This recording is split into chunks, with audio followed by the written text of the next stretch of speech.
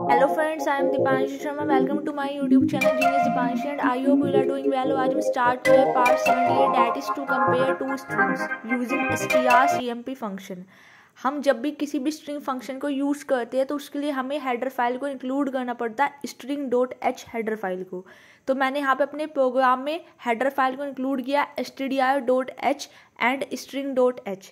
इसके बाद मैंने यहाँ पे मेन फंक्शन बनाया जिसका रिटर्न टाइप मैंने इंट लिया है।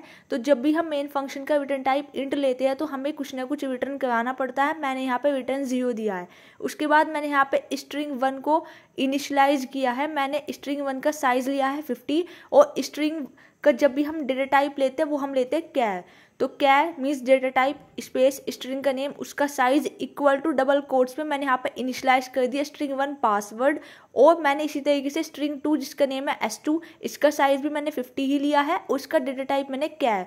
जब भी हम स्ट्रिंग को इनिशियलाइज या डिक्लेयर करते हैं तो हम उसके लिए कैर डेटा टाइप का यूज़ करते हैं। मैंने स्ट्रिंग 1 और स्ट्रिंग 2 दोनों ही मैंने पासवर्ड लिया है। पासवर्ड में कैपिटल P ही है, दोनों का एग्जैक्ट सेम लिया है। मैंने यहाँ पे strcmp फंक्शन का यूज़ किया है और इफ एल्स कंडीशन का यूज़ किया है। इफ strcmp फंक्शन क्या करेगा, दो स्ट्रिंग को कंपेयर करेगा। इसके अंदर मैंने as an parameter s1, s2, string 1, string 2 दे दिया। अगर स्ट्रिंग 1 और स्ट्रिंग 2 दोनों कंपेयर किया, अगर वो 0 के इक्वल आती है तो means both strings are equal, and अगर इक्वल नहीं आती है तो एज पार्ट एग्जीक्यूट होगा। और printf स्टेटमेंट में मैंने यहाँ पे लिख दिया नॉट इक्वल।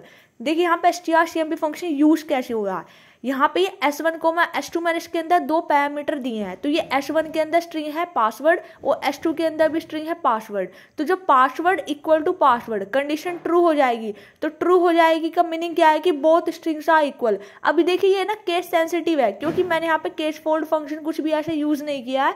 तो यहाँ पे अगर हम स्मॉल p बना के देखते हैं किसी एक को, उसके बाद अगर हम चेक करते हैं तो यहाँ पे ये दिखा देगा नॉट इक्वल, मीन्स ये केस सेंसिटिव केस है। अगर इसमें आप कैपिटल है उसमें स्मॉल है, दोनों में डिफरेंस माना जाएगा।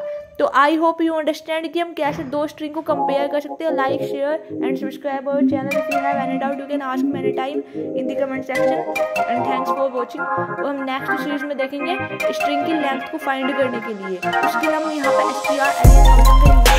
str